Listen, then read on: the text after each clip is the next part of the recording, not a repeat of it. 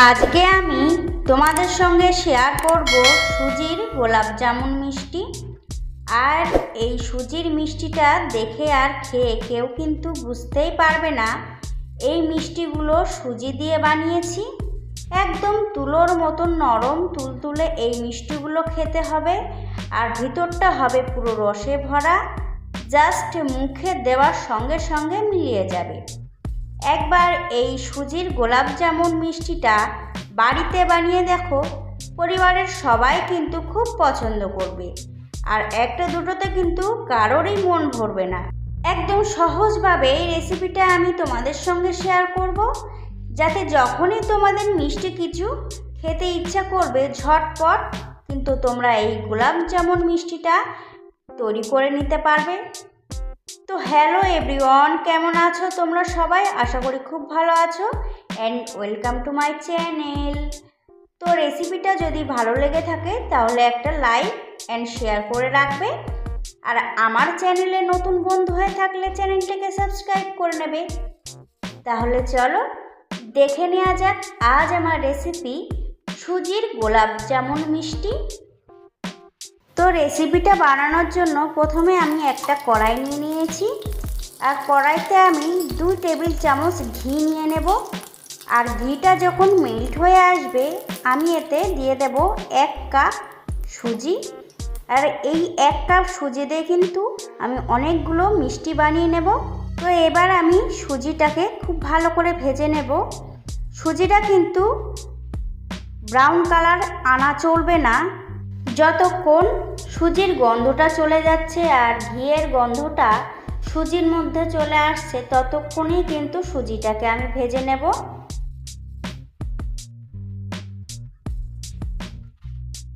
ঠিক এরকম কালার আসা পর্যন্ত আমি সুজিটাকে ভেজে নেব। আর সুজির কালারটা যখন ঠিক এরকম আসবে তখনই কিন্তু আমি দুধটা দিয়ে দেব। এখানে আমি 1 কাপ সুজি নিয়ে নিয়েছি, আর 1 কাপ সুজির জন্য কিন্তু আমি 2 কাপ দুধ দিয়ে দেব। আর এখানে আমি গরুর দুধটা ব্যবহার করছি, তোমরা কিন্তু চাইলে জল দিয়েও এই ডোটা তৈরি করে নিতে পারবে। তো যখন সুজিটা কড়ার গা থেকে ছেড়ে ছেড়ে আসবে তখন কিন্তু বুঝতে হবে সুজিটা খুব ভালো করে কুক করে নেওয়া হয়ে গেছে।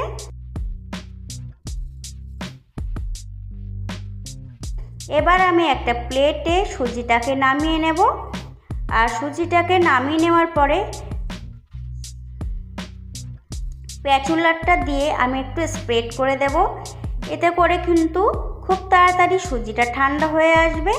তো সুজিটা ঠান্ডা হতে থাক, এদিকে আমি গোলাপ জামুন মিষ্টিটার জন্য রসটা বানিয়ে নেব।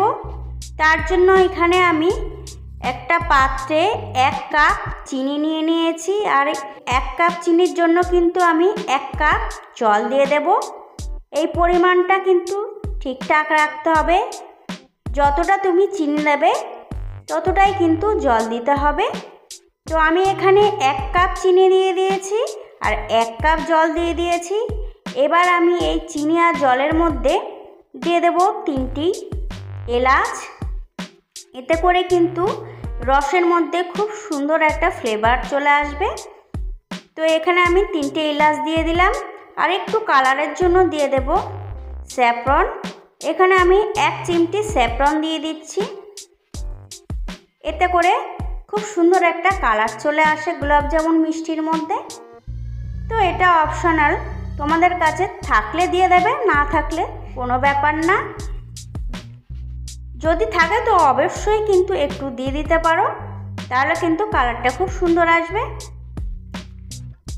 তো এবার আমি চিনিটা মেল্ট হওয়া পর্যন্ত খুব ভালো করে চিনির জলটাকে ফুটিয়ে নেব। তো তোমরা দেখতেই পাচ্ছ চিনির রসের মধ্যে কতটা সুন্দর একটা কালার চলে এসেছে, এটা স্যাফরনের জন্য। চিনিগুলোও কিন্তু একদম মেল্ট হয়ে গেছে।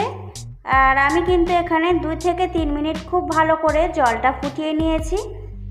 তো এখানে কিন্তু 1 তার বা 2 তার আনা চলবে না, সামান্য একটু চিটচিটে হলেই গ্যাসের ফ্লেমটা অফ করে দিতে হবে। তারপর আমি এটাকে সাইড করে রেখে দেব। তো এবার আমি ওই সুজিটাকে খুব ভালো করে মুথে নেব। আর এই সুজিটা মুথে নেওয়ার আগে আমি 4 টেবিল চামচ গুঁড়া দুধ দিয়ে দেব। এতে করে কিন্তু খুব সুন্দর একটা টেস্ট আসবে।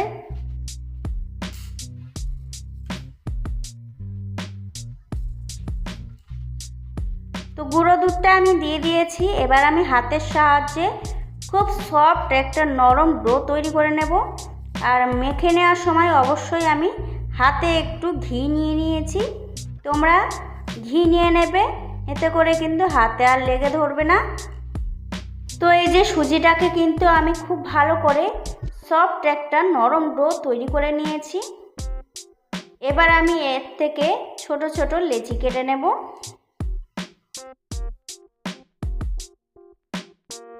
লেচিগুলো কেটে নেওয়ার সময় কিন্তু আমি হাতে একটু ঘি নিয়ে নেব। এতে করে লেচিগুলো কিন্তু খুব সুন্দর তৈরি হবে আর ফাটলও ধরবে না। তো এই লেচিগুলো কিন্তু করার সময় অবশ্যই দেখে নিতে হবে লেচির গায়ে যেন কোনো রকম ফাটল না থাকে। ফাটল থাকলে কিন্তু লেচিগুলো যখন ভাজবে তখন কিন্তু ভেঙে যাবে। তো দেখতেই পাচ্ছ আমি একটুখানি লেচি নিয়ে একটা গোল শেপ তৈরি করে নিয়েছি। চাইলে কিন্তু তোমরা এখানে একটা লম্বা শেপ দিয়ে নিতে পারো। তো আমি এখানে গোল গোল শেপ দিয়ে নিচ্ছি। তো তোমরা দেখতেই পাচ্ছ 1 কাপ সুজি দিয়ে কিন্তু আমি অনেকগুলো গোলাপ জামুন মিষ্টির লেচি তৈরি করে নিয়েছি। এবার আমি ফ্রাই প্যানে দিয়ে দেব রিফাইন তেল। আর রিফাইন তেলটা যখন হালকা গরম হবে তখন আমি লেচিগুলো দিয়ে দেব।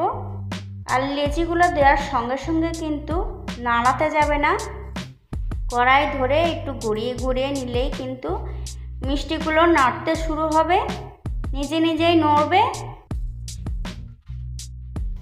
এতে করে কিন্তু মিষ্টিগুলো ভাজার সময় আর ফেটে যাবে না। আর এখানে কিন্তু সবকটা মিষ্টি একবারে ভাজতে যাবে না, অল্প অল্প করে মিষ্টিগুলো ভেজে নিতে হবে। তো তোমরা দেখতেই পাচ্ছ আমি কিভাবে মিষ্টিগুলো ভেজে নিচ্ছি। প্রথম অবস্থাতে কিন্তু কোনো মতে চামচ বা খুন্তি দিয়ে ভাজা যাবে না। তো একটু যখন নিচের দিকটা কালার আসা শুরু হবে তখন কিন্তু আমি চামচ দিয়ে এরকম উল্টে পাল্টে লাল লাল করে ভেজে নেব। তো দেখতেই পাচ্ছ মিষ্টিগুলো কিন্তু লাল লাল করে ভেজে নিয়েছি। এবার আমি মিষ্টিগুলো তুলে নেব। আর প্রথম অবস্থায় মিষ্টিগুলো ভেজে নেওয়ার পর কিন্তু আমি তেলের টেম্পারেচারটা একটু হালকা করে বাকি মিষ্টিগুলো ভেজে নেব।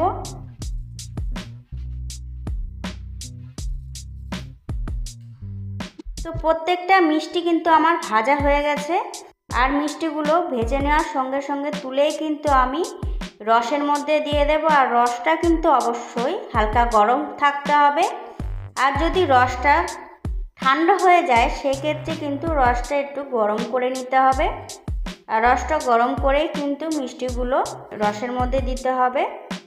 খেয়াল রাখতে হবে যাতে মিষ্টির রসটা হালকা গরম থাকে, তখনই কিন্তু মিষ্টিগুলো দিতে হবে। এবার আর কিছুই না, মিষ্টিগুলোকে 2 থেকে 3 ঘন্টা আমি এভাবেই রেখে দেব। আর 2 থেকে 3 ঘন্টা পর আমি দেখাচ্ছি।